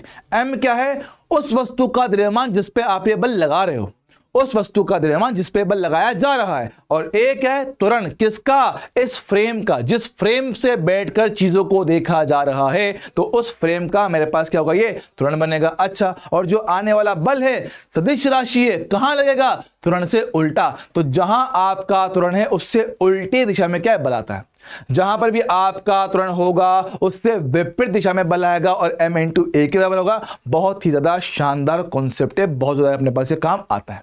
चलेगा दोस्त? हाँ जी सर, बढ़िया बढ़िया बढ़िया, परफेक्टली डन। चल ठीक है भाई, बात करते हैं साम्य अवस्था पे आधारित सवाल। भाई हमने अब जानते हैं साम्य अवस्था को भाई अंग्रेजी में कहते हैं इक्विलिब्रियम। तो सर इक्विलिब्रियम बोले तो सर इक्विलिब्रियम भाई वो अवस्था होता है जिसमें वस्तु पे लगने वाला कुल बल कितना होता है बॉस? जीरो होता है। तो मेरे पास अब क्या है, कुल बल अगर जीरो है, अगर मेरे पास क्या है, कुल बल जीरो, एफ नेट बराबर कितना? जीरो है। अब इसको सॉल्व करने के दो तरीके। जनरली 3 बलों का सेट आपसे क्वेश्चन पूछा, जनरली हर बार नहीं, जनरली आपसे 3 बलों का सेट आपसे पूछेगा। सर ठीक है, मेरे पास क्या है, 3 बल होंगे F1 F2 F3, किसी कोण लग रहे हैं अल्फा बीटा गामा। हमने कहा कि इनका कुल प्रभाव कितना? जीरो है। नेट फोर्स कितना? जीरो है। आप ध्यान से समझिए भैया, नेट फोर्स जीरो मतलब सिस्टम आपका रेस्ट पर है। तो अब इसको सॉल्व करने के दो तरीके। तरीका नंबर 1 क्या है? Lami's theorem. लामीज थ्योरम क्या बोलता है कि ये तीनों बल F1 F2 F3 बटे में साइन थीटा करना है। सर थीटा कौन सा? बचे हुए दो के बीच का कोण। देखो F1 F1 बचे हुए दो कोण F2 F3 के बीच का कोण अल्फा। ओके, तो F1 बटा साइन अल्फा। F2 बचे हुए दो के बीच का कोण बीटा, F2 बटा साइन बीटा। F3 ये रहा, तो इसके अलावा बचे हुए दो के बीच का कोण गामा, साइन गामा। ये आपका होता है लामीज थ्योरम। इसका यूज करके आप लोग क्वेश्चंस को काफी जल्दी सॉल्व कर सकते हो। अच्छा सर, इसके अलावा और क्या तरीका होता है सर? घटक करके, कि भाई घटक करके भी आप इनको सॉल्व कर सकते हो। कैसे? देखो समझो कि सारे के सारे बलों को आप लोग x और y में तोड़ लो। अच्छा सर, x और y में सारे बलों को तोड़ लिया जाए। सर ये तो ऑलरेडी x में है, इसका और से घटक कर लो। फॉर एग्जांपल कि मान ले भाई ये कोण कितना मेरे पास है? थीटा है। तो F2 का घटक थीटा के साथ कितना मेरे पास आएगा सर? F2 cos थीटा आएगा। और उसके लंबवत कितना? F2 sin थीटा आएगा। हाँ सर मान लो कि ये कौन सा कितना मेरे पास है? ये कितना बोले अपन ने? मान लो थीटा डैश बोल दो सर, ठीक है।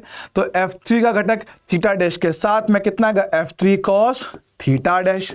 और उसके लंबवत यहां पर आएगा F3 sin थीटा डैश। अब ये करने के बाद बस आपको बलों को बैलेंस करना है।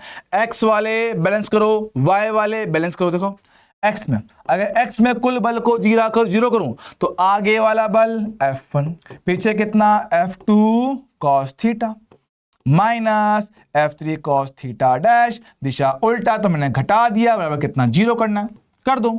सेम तरह से क्या है, y में भी कुल बल जीरो करो तो आपका ऊपर वाला बल F2 sin थीटा, नीचे वाला माइनस कर दूंगा F3 sin थीटा डैश, और ये कितना मेरे पास? जीरो आना चाहिए।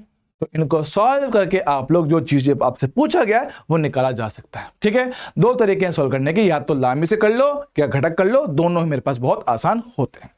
ठीक है बॉस, चलेगा? हाँ सर। अब रेखीय संवेग संरक्षण का नियम है ना, इसके बारे में जरा चर्चा करते हैं। 1 मिनट दो मेरे को। देखो रेखीय संवेग संरक्षण का नियम भाई बहुत इंपॉर्टेंट है। ये आपका यहां पर भी पढ़ते हैं और साथ में हम लोग इसको पढ़ते हैं आपके चैप्टर सेंटर ऑफ मास में, तो वहां नहीं पढ़ेंगे, इसको यहां पढ़ लेते हैं। ठीक है, बात समझेंगे।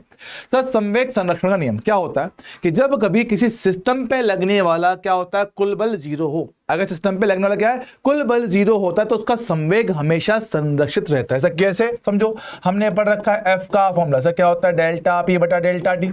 अगर बल मेरे पास हो गया जीरो तो डेल्टा पी कितना आएगा? मेरे पास जीरो आएगा। मतलब कि संवेग में परिवर्तन जीरो होता है, जिसका मतलब क्या है कि प्रारंभिक और अंतिम संवेग मेरे पास क्या है? सेम रहेगा। ओके सर, अब इसे कुछ टिपिकल से एग्जाम्पल जो आपके एग्जाम में कई बार पूछे गए हैं और दोबारा पूछे जा सकते हैं कि मान लो कोई वस्तु है, चुपचाप बैठा हुआ था, वो दो टुकड़ों में टूट गया। तो टूटने के बाद वो हमेशा गति एक दूसरे से विपरीत दिशा में करेंगे। सर क्यों? ताकि इसका संवेग इससे कैंसिल हो पाए, क्योंकि शुरुआत का संवेग जीरो था, बाद का संवेग भी जीरो रखने का है। भाई शुरुआत में जीरो, बाद का भी जीरो रखना है, तब यह क्या होता है? उनको एक दूसरे से क्या विपरीत दिशा में जाना होता है।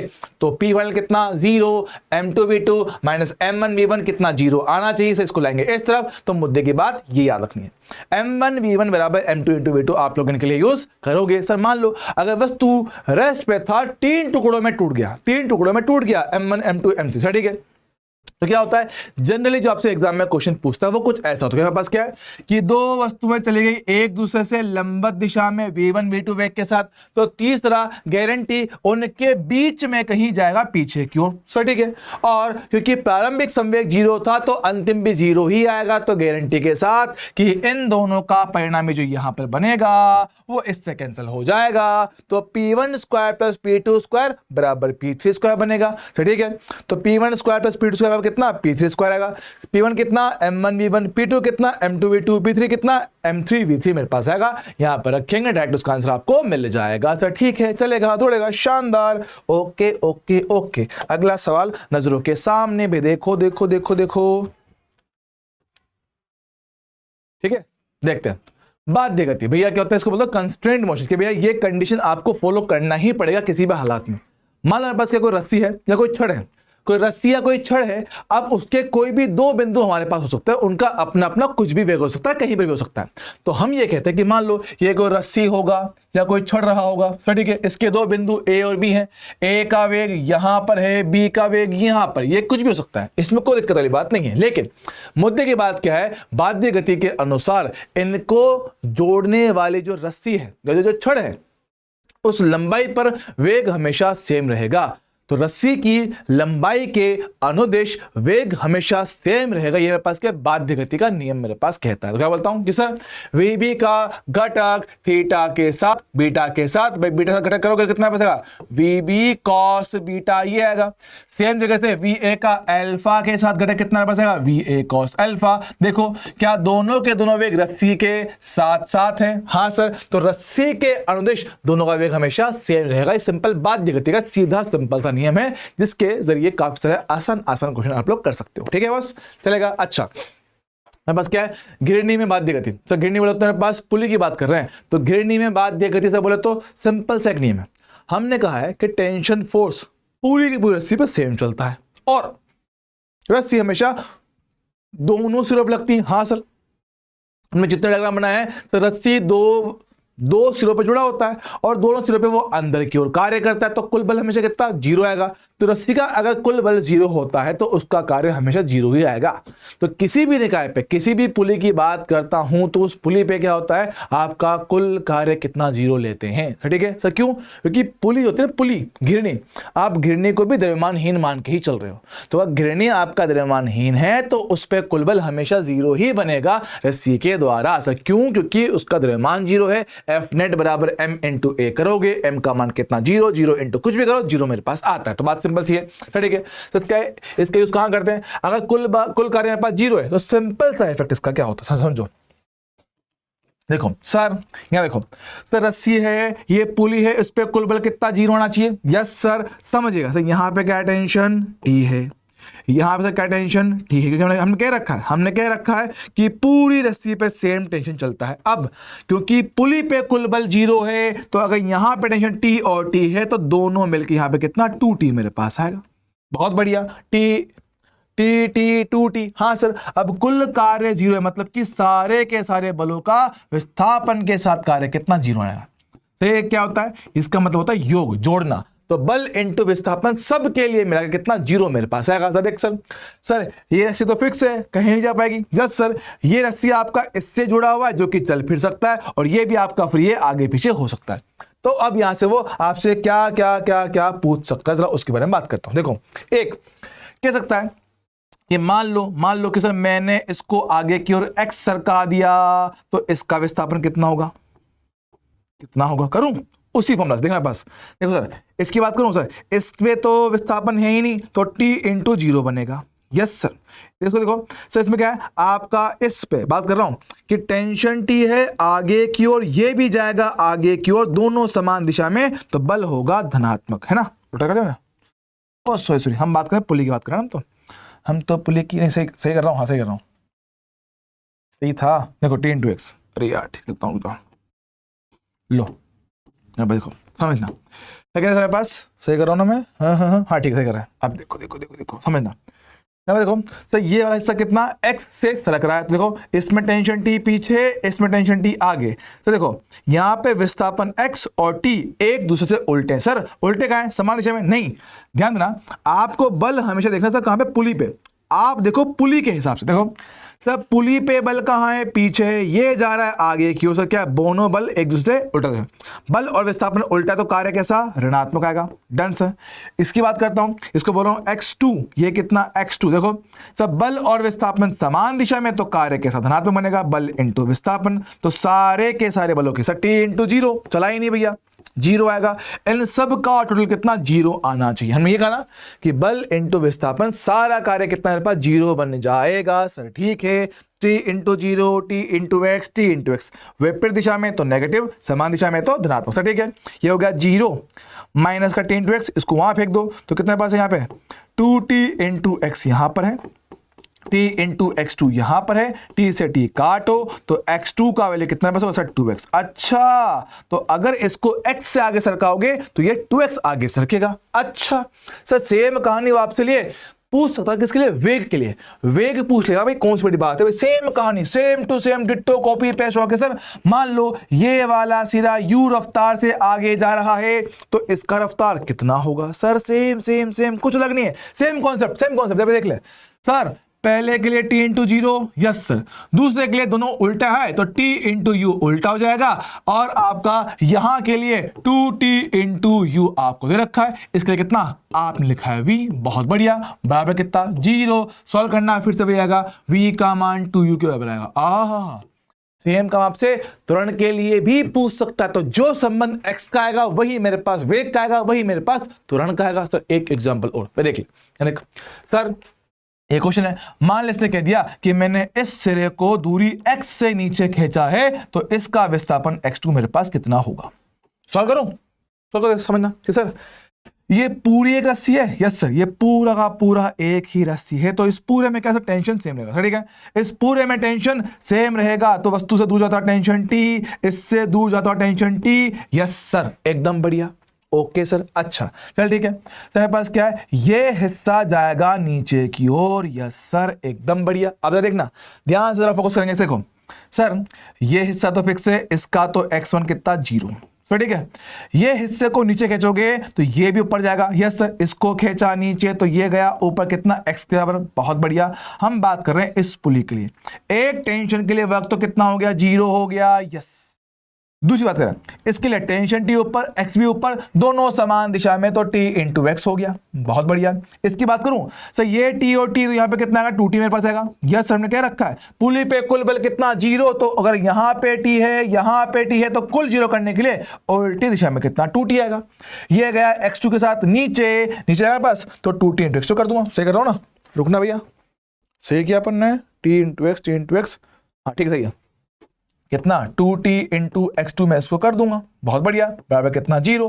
अच्छा सर, देना पास sir t into x plus 2t into x2 बराबर कितना 0। सर t कॉमन लेके वहां फेंक दो, अब एक काम करो, 2t x2 बराबर माइनस का tx, t से t कटेगा तो x2 कितना बचेगा, माइनस का x बटा 2। सर माइनस क्यों आया, क्योंकि आपने इस दिशा को नीचे माना, कायदे से ऊपर जाना चाहिए, आपने विस्थापन नीचे माना था तो माइनस आ गया, मतलब कि आपने गलत माना था, उसका विस्थापन ऊपर आएगा, तो माइनस का x2, तो ऊपर की ओर ये आपका x/2 पर चढ़ जाएगा, चलेगा। सेम कहानी यहां पर है, सिमिलर कॉन्सेप्ट डायरेक्ट करता हूं, देखो मेरे पास कि मान लो ये गया वेग v1 से आगे, ये गया वेग v2 से आगे, पूछा गया कि इसका वेग कितना होगा, ले वेग कर डालो, कौन सी बड़ी बात। देखो मेरे पास ये पूरी की पूरी एक रस्सी है, यस सर, पूरी में टेंशन सेम, तो भैया टेंशन t, यहां पे कितना 2t, चल चेक करते हैं। तो इसका वेग और टेंशन एक दूसरे उल्टा, तो t इंटू v1, इसके लिए भी टेंशन t ऊपर, वो आएगा नीचे, फिर से उल्टा, माइनस का t इंटू v2 बराबर क्या प्लस है ना सर। देखो इसके लिए टेंशन और v दोनों समान दिशा में, कितना प्लस 2t इंटू v बराबर कितना 0। सॉल्व करना, आपका t से t कट जाएगा और अल्टीमेटली v का वैल्यू v1 प्लस v2 बटा 2 मेरे पास निकल कर आएगा। तो ऐसे इसको कर सकते हो, थोड़ी शॉर्ट ट्रिक है, पहली बार में थोड़ा अजीब लगता है, लेकिन हाँ आराम से इसको कर सकते हो। पहली बार में थोड़ा अजीब मेरे पास ये लगेगा, लेकिन हाँ आराम से इसको किया जा सकता है सर, ठीक है क्या, चलेगा, दौड़ेगा, शानदार। अच्छा सर, एक छोटा पार्ट यांत्रिक लाभ, मैकेनिकल एडवांटेज से क्या बोलते हो, लोड अपॉन एफर्ट, कि भाई कितना भार उठा रहे हो और उठाने के लिए कितना बल लगा रहे हो। तो क्या बोल रहे हैं कि भार कितना उठाया और उसको उठाने के लिए कितना बल लगाया, इनका जो अनुपात होता है उसको बोलते हो मैकेनिकल एडवांटेज। हालांकि क्वेश्चन आने के चांस बहुत कम, ना के बराबर। ठीक है, चलेगा। हाँ जी सर। अगला भाग घर्षण बल, इस चैप्टर का लास्ट पार्ट जो कि काफी ज्यादा इंपॉर्टेंट है, लेकिन हाँ चीजें बहुत ज्यादा मेरे पास आसान है, समझेंगे। सर घर्षण बल चीज क्या होता है भाई? घर्षण बल क्या है, मेरे पास दो सतह जब कभी संपर्क में होती हैं उनके बीच में बल आता है। क्या हमेशा आएगा? नहीं सर, यह बल सिर्फ और सिर्फ तब आता है जब उनके बीच में फिसलन होने की संभावना है या हो रही है, सापेक्ष गति हो रहा है या होने की संभावना। तो जब कभी दो सतह एक दूसरे पे स्लाइड करती हैं या स्लाइड करने की संभावना रखती हैं, तब ये बल आपका पिक्चर में आता है। सर ठीक है, चलेगा। हाँ सर, क्या बोलते हैं, सापेक्ष गति और उसकी प्रवृत्ति का विरोध करता है घर्षण बल। अब सर घर्षण बल में पाया दो तरह के, एक होता है स्थैतिक घर्षण बल, एक होता है गतिज घर्षण बल। मैं अंग्रेजी में इसको कहते हैं, अंग्रेजी में इसको कहेंगे static friction force. Static friction force इसको कहा जाएगा। ठीक है, स्टैटिक फ्रिक्शन फोर्स इसको कहा जाएगा। और हम लोग इसको कहेंगे डायनेमिक, क्या बोले, काइनेटिक, काइनेटिक फ्रिक्शन फोर्स इसको कहते हैं। ठीक सर, ध्यान से। स्टैटिक मतलब रेस्ट, तो नाम से ही क्लियर है कि ये आपका फ्रिक्शन तब आता है जब फिसलने की संभावना है। असल में फिसल नहीं रहे हैं कि भाई इनके बीच में सापेक्ष गति होने की संभावना है, लेकिन हो नहीं रहा है। दोनों साथ में हैं, चिपके हुए हैं, अलग नहीं जा रहे, लेकिन साथ में, लेकिन संभावना है अलग होने की। तो जब कभी अलग होने की संभावना आता है तब मेरे पास स्टैटिक फ्रिक्शन बोलते हैं। सापेक्ष गति की संभावना होने पर यह बल आता है। सेल्फ एडजस्टिंग होता है कि जितनी जरूरत है उतना ही आएगा, जितना जरूरत है उतना ही मेरे पास आएगा। इसलिए स्टैटिक फ्रिक्शन का मान हमेशा ही लगाए गए बाह्य बल के बराबर होता है। जो आपका बाहरी बल है हमेशा उसी के बराबर आपका ये बल आएगा, कन्फर्म सर। ठीक है, लेकिन से क्या होता है, ये भी दो सतहों को एक लिमिट तक साथ रख पाएगा। तो स्टैटिक फ्रिक्शन का जो अधिकतम मान होता है उसको बोलते हैं लिमिटिंग फ्रिक्शन। भैया एफ लिमिटिंग बोल दो, इसको बोलते हैं हम लोग सीमांत घर्षण बल। क्या बोलते हैं इसको? सीमांत घर्षण बल इसको कहते हैं। अंग्रेजी में इसको कहते हैं limiting friction force. Limiting friction force इसको कहा जाएगा। सर ठीक है, क्या चलेगा sir? Done done done done, okay sir, limiting friction force को कहा जाएगा। अच्छा, बहुत बढ़िया, ये बात अपने को याद रखना है। याद रखेंगे, स्टैटिक का कोई फिक्स वैल्यू नहीं है, स्टैटिक फ्रिक्शन का कोई फिक्स वैल्यू नहीं है, लेकिन हाँ उसका अधिकतम मान मेरे पास फिक्स होता है। Okay sir. अब अगला क्या है, काइनेटिक फ्रिक्शन से कब आता है? जब असल में सापेक्ष गति हो रहा है, जब असल में दो वस्तुएं एक दूसरे पे स्लाइड कर रहा है, तब ये मेरे पास बल आता है। सर ठीक है, चलेगा, दौड़ेगा, शानदार। इसका होना कितना, म्यू के इंटू एन। इसमें एन क्या होता है? एन होता है आपका अभिलंब बल। एन आपका होता है अभिलंब बल। तो भैया वस्तु एक लिमिट तक नहीं चलेगी, जब तक नहीं चलेगा फ्रिक्शन होगा स्टैटिक। जैसे आपका लगाया बल इससे बड़ा हो जाएगा, वस्तु फिसलना स्टार्ट कर देता है, और वो जो फ्रिक्शन होता है वो होता है काइनेटिक फ्रिक्शन। ठीक सर, हम कहते हैं तो जैसे आपने बाहर का बल लगाया, आपका फ्रिक्शन धीरे धीरे पिक्चर में आया, पहले नहीं था। जब तक वस्तु बल नहीं है फ्रिक्शन आएगा नहीं। आपने बल लगाया, चलने की संभावना आई, संभावना आया तो उसको रोकने के लिए स्टैटिक फ्रिक्शन आया। तो जितना आप लगाओगे उतना वो आएगा। इसलिए कोण कितना 45 डिग्री मेरे पास होता है। सर क्यों? शुरुआत में दोनों बैलेंस कर रहे हैं ना भाई। वस्तु को चलाना चाहते हो, स्टैटिक अपने आप को एडजस्ट करता है किसके बराबर? लगा गए बल के बराबर, दोनों आपस में बराबर रहते हैं। तो क्या होता है, तो शुरुआत में लगातार दोनों बढ़ते हैं, बढ़ते बढ़ते कहां पहुंच गए? अधिकतम मान पे पहुंच गए। तो अधिकतम मान पे पहुंच गए लिमिटिंग पे। अब जैसे ही आपका बल उससे थोड़ा सा ज्यादा कर दो, जैसा कौन सा? बाहर का बल। आपने जैसे ही बाहर का बल थोड़ा सा ज्यादा कर दिया, वस्तु फिसलना शुरू कर देती है। जैसे वस्तु ने फिसलना शुरू किया, फ्रिक्शन फोर्स कौन सा? काइनेटिक हो जाएगा, और इसका वैल्यू लिमिटिंग से थोड़ा कम होता है। तो क्या बोलते हैं, ग्राफ थोड़ा हुआ नीचे, और ये फ्रिक्शन मेरे पास होता है कांस्टेंट। ये सेल्फ एडजस्टिंग नहीं होता, इसकी वैल्यू फिक्स है। कांस्टेंट तो क्या है? एक हॉरिजॉन्टल लाइन आएगा म्यू के इनटू एन के बराबर। तो इनसे जुड़ी खास बातें जो याद रखने का है, क्या यहां लिखा मैंने? अगले पेज पे होगा, कोई बात नहीं। ठीक है, यहां नहीं लिखा मैंने यार, रुको रुको रुको, मैंने यहां क्यों लिख दिया? अरे यार, लिखा, चलो मैं यहाँ पे ऐड करता हूँ। शायद मुझसे कोई पेज गायब हो गया किसका यार। रुको भैया एक मिनट, मैं जरा चेक कर लूँ कि मुझसे कोई पेज गायब तो नहीं होगा इसका। मुझे सिर्फ फीलिंग आई कि मैंने कोई पेज छोड़ दिया शायद इसका। लिखा तो मैंने पूरा है मेरे हिसाब से यार।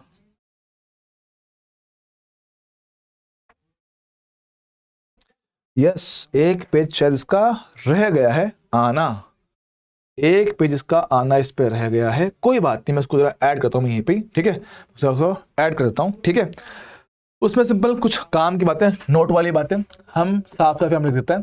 तो नोट की बातें क्या है कि सर एक स्टैटिक फ्रिक्शन जो है वो सेल्फ एडजस्टिंग होता है, तो वो कम ज्यादा बड़ा हो सकता है। तो क्या है, इसका मान आपके काइनेटिक फ्रिक्शन की तुलना में बड़ा भी हो सकता है, बराबर भी हो सकता है और छोटा भी हो सकता है। तो ये बात हमारे पास 100% करेक्ट रहेगी। अच्छा, उसके अलावा स्टैटिक फ्रिक्शन का जो होता है कांस्टेंट, क्या बोलते हैं उसको, स्थिरांक बोलते हैं, नियतांक बोलते हैं, ये हमेशा बड़ा होगा या बराबर होगा किसके, म्यू के। किससे क्या चीज होती है, तो हमारे पास static friction coefficient, static friction coefficient,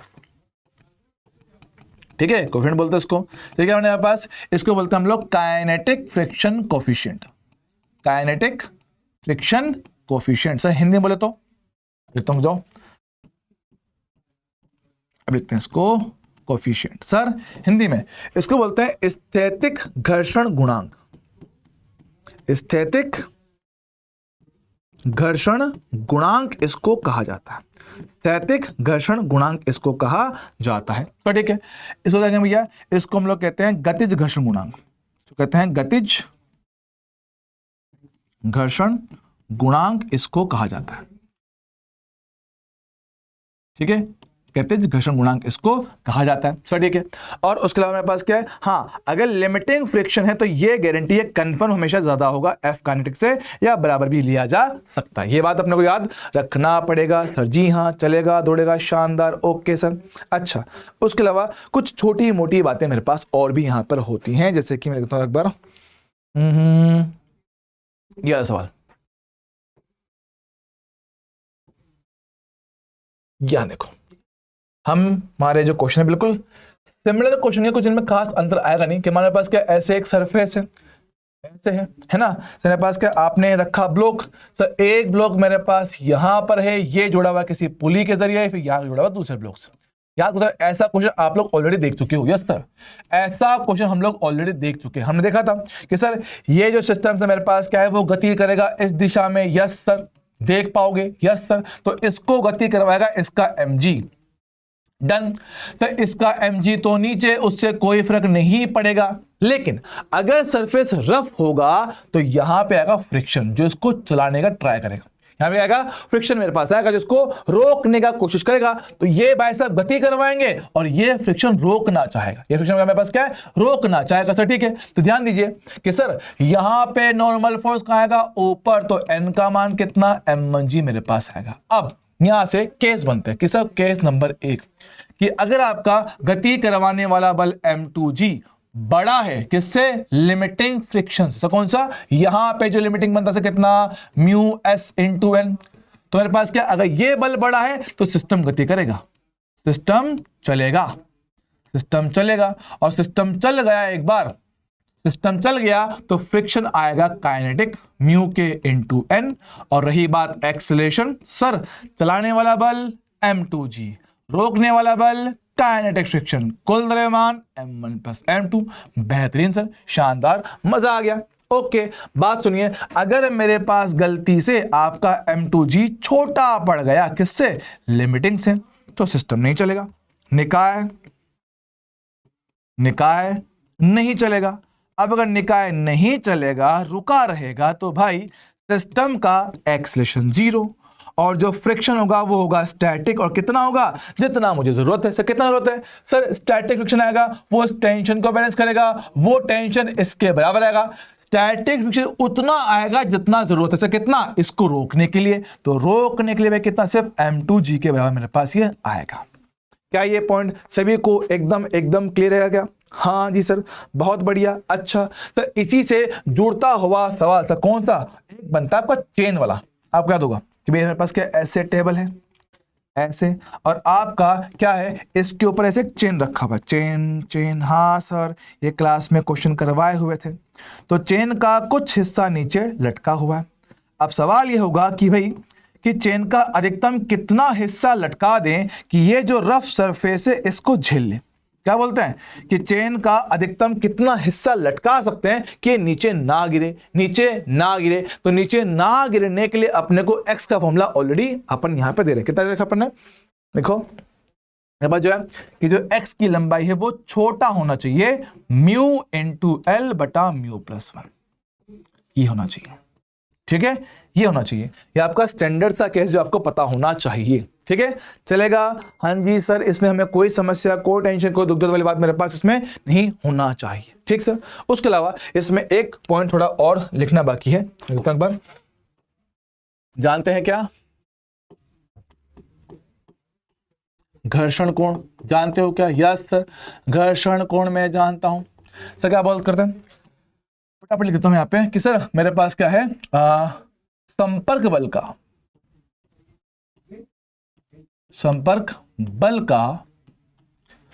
अभिलंब के साथ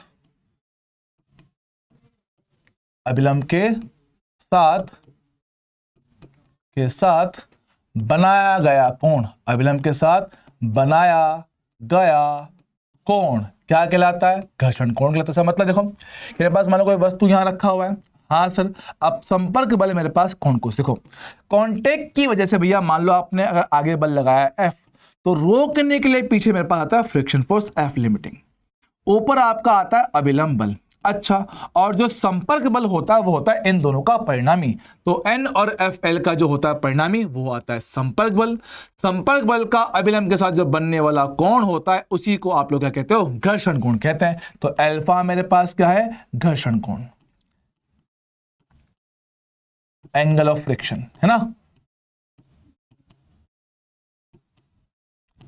एंगल ऑफ फ्रिक्शन या फ्रिक्शन एंगल एक ही बात है। ठीक है सर, कितना होता है? 10 अल्फा मेरे पास होता है कितना, म्यू एस के बराबर कितना मेरे पास बनेगा, एफ लिमिटिंग बटा एन से इसको दिया जाता है। ठीक सर, चलेगा। सेम टू सेम तरीके से मेरे पास क्या है, सेम टू सेम तरीके से मेरे पास होता है आपका विराम कोण,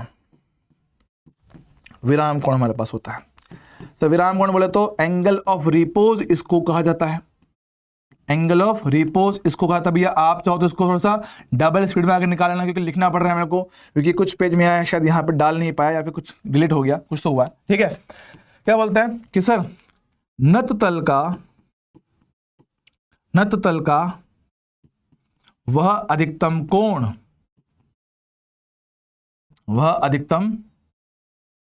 कोण जहां तक निकाय, क्या बोले, जहां तक वस्तु ना फिसले, क्या भैया वस्तु ना फिसले। हम लोग जानते ना कि इनक्लाइन प्लेन को धीरे धीरे टेढ़ा करो तो एक निश्चित कोण पर आपकी वस्तु फिसलना शुरू कर देता है। तो हम लोग कहते हैं कि इनक्लाइन प्लेन का वह न्यूनतम कोण थीटा नोट जहां पे ये जो वस्तु है वो अपने आप ना फिसले, तो ये जो 10 थीटा नोट होता है इसका मान हम लोग कितना, म्यू एस के बराबर ही देते हैं। चलेगा क्या? हाँ सर, एकदम बढ़िया बढ़िया परफेक्टली बात मेरे पास ये समझ में आ जाता है। चल ठीक है, अब इसके लिए मेरे पास क्या होते हैं, कुछ स्पेशल केस मेरे पास होते हैं जो मैंने यहाँ पे लिखे तो थे, चलो कोई नहीं, छूट गए, देख लेते हैं। सिंपल सी कहानी कि सर अगर मेरे पास इंक्लाइन प्लेन का एंगल, अगर मेरे पास क्या है, नत तल का कोण आपके विराम कोण से ज्यादा है तो वस्तु फिसलेगा, बॉडी स्लाइड करेगा, और बॉडी अगर स्लाइड करेगा तो फ्रिक्शन कौन सा आएगा, काइनेटिक होगा। सर कितना, म्यू के इंटू एन। हाँ सर, म्यू के इंटू एन होगा। तो ध्यान दीजिए मेरे पास सर यहाँ पे हमेशा कितना, एम जी साइन थीटा आना ही आना है। ऊपर रोकने के लिए सर क्या आपका फ्रिक्शन आएगा। अब देख लो, क्योंकि वस्तु फिसल रहा है तो ये बड़ा वो छोटा, तो अगर यहाँ पे आपको लिखना भाई त्वरण, कितना मेरे पास आएगा आपका त्वरण, मेरे पास होगा एम जी साइन थीटा, चलाने वाला माइनस रोकने वाला बटे कुल द्रव्यमान। ठीक सर, चलेगा। जब इसको सॉल्व करोगे कितना मेरे पास आएगा, जी sine theta minus mu G cos theta, चलेगा। हाँ जी सर, चलेगा।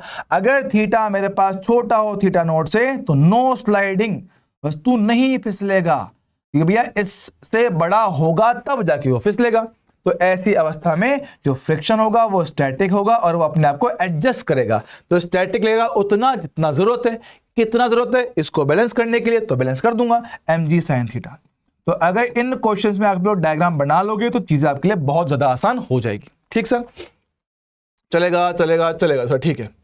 यहां पे एक बात बोलते हैं कि सर वस्तु को खींचना धकेलने की तुलना में ज्यादा आसान होता है। एक जनरल स्टेटमेंट है कि वस्तु को खींचना धकेलने की तुलना में ज्यादा आसान होता है। डायरेक्टली इसको याद रखने का है। रीजन क्या है वो हम क्लास में करवा चुके हैं, बात अलग है, ठीक है। तो खींचना अगर आसान है तो खींचने के लिए आपने बल लगाओगे किसी कोण थीटा पे, खींचने के लिए बल लगाओगे किसी कोण थीटा पे। तो अगर आपको बोले कि थीटा कोण पे बल लगा के न्यूनतम कितना बल मेरे को चाहिए, तो भैया होगा मेरे पास म्यू एम जी, हाँ mu M G upon cos theta plus sine theta. ये मेरे पास क्या होता है, बल होता है जो आपको लगाना पड़ता है वस्तु को चलाने के लिए किसी दिए गए कोण के लिए, ठीक है।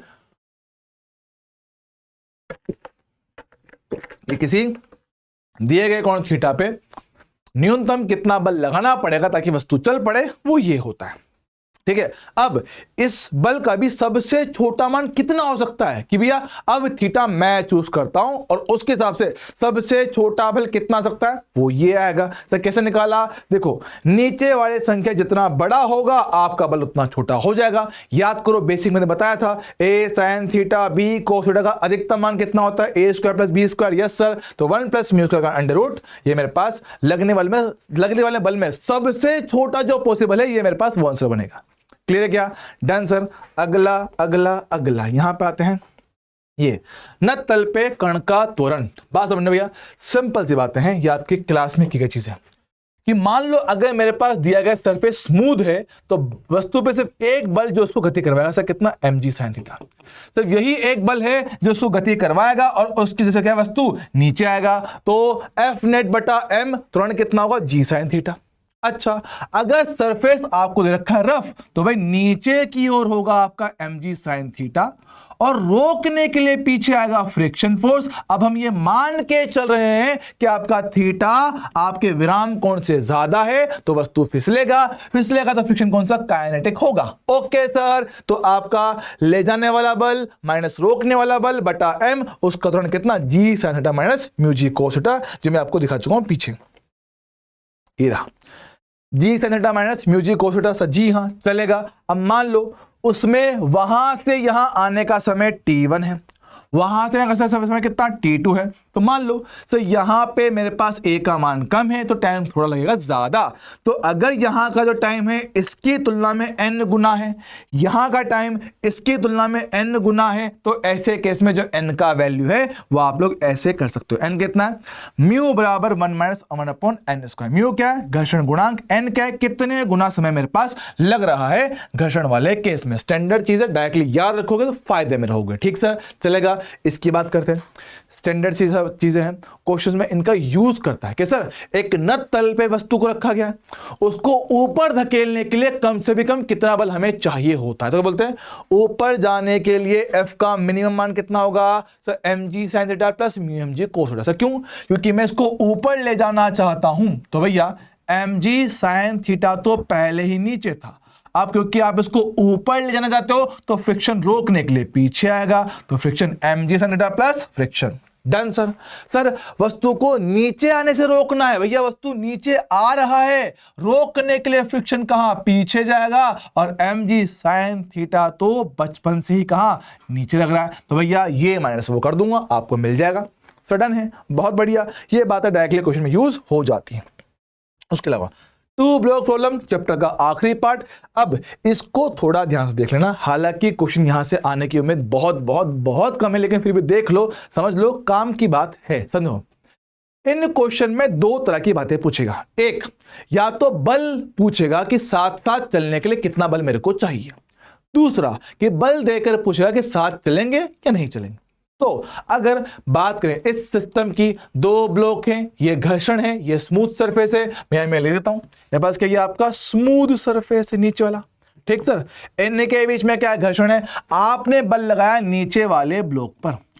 सवाल यह है पहला, साथ साथ चलने के लिए बल का न्यूनतम मान कितना होगा। सर बल कितना, F बराबर m इंटू ए होता है। साथ साथ चलेंगे तो सिंगल बॉडी मानूंगा, तो क्या है, कुल द्रव्यमान m1 प्लस m2 इंटू ए। सर ए कितना, जब बल लगाए नीचे म्यू इंटू जी, म्यू इंटू जी। सर ठीक है, सेम टू सेम क्वेश्चन अगर इसमें पूछे कि सर किसमें, इसमें कि सर बल लगाया ऊपर, तो इसमें भी सेम सवाल पूछ रहा है कि साथ साथ चलने के लिए कितना मेरे पास बल लगाना पड़ेगा। सेम फॉर्मूला, कुल द्रव्यमान m1 प्लस m2 इंटू ए, बस ए का फॉर्मूला अलग होगा। सर पिछले में कितना, म्यू इंटू जी, इस बार म्यू m1 बटा m2 बटा आई चल जा m1 बटे m2 इंटू जी, ये फर्क है। पिछले केस में सिर्फ और सिर्फ म्यू जी था, इस बार म्यू m1 बटा m2 इंटू जी। तो ध्यान रखेगा कि आपने बल कहां लगाया, ऊपर इस वाले केस में, और इसमें सर कहां है, नीचे। ठीक सर। सवाल नंबर 2, सवाल नंबर 2 कि सर आपको बल F देगा और पूछेगा कि दोनों साथ चलेंगे या नहीं चलेंगे। तो साथ चले या नहीं चले, उनके त्वरण कितना होगा, उन पे फ्रिक्शन कितना होगा, ये पूछ सकता है। सवाल नंबर 2 कि सर F दिया गया है। ओके सर, सबसे पहला क्या करना है, चेक करना है कि अभी अगर मैं मान लूं कि दोनों साथ चलने वाले हैं, कि भैया ए निकालना है। ए क्या है, कुल बल बटा कुल द्रव्यमान, F बटा m1 प्लस m2। ठीक है, रुकना, यार ये ना, ये F मैक्सिमम आना चाहिए, मैंने उल्टा लिख दिया बच्चों, ये F मैक्सिमम आएगा, मैक्सिमम बनना चाहिए, मिनिमम नहीं है, मैक्सिमम आएगा ये F मैक्सिमम। ओहो, रुकना, ये F मैक्सिमम बनना चाहिए, ये चीजें मैंने थोड़ी गलत लिख दी यहाँ पे, सॉरी सॉरी सॉरी। क्या ना, जल्दबाजी में चीजें गड़बड़ बहुत हो रही है मेरे से आजकल। मैक्स मैक्स मैक्स, ठीक है। और यहाँ मेरे पास क्या है, आपका मैक्सिमम बनेगा। ठीक है, ठीक है। ओहो,